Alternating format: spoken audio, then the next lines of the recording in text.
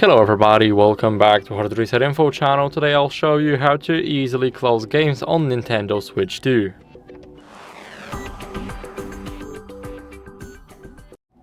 So let me open a game. So let's click OK. Now all we gotta do is just wait for the game to turn on.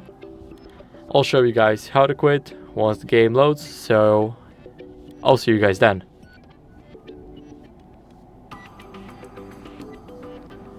Now after loading the game, simply click the home screen right here.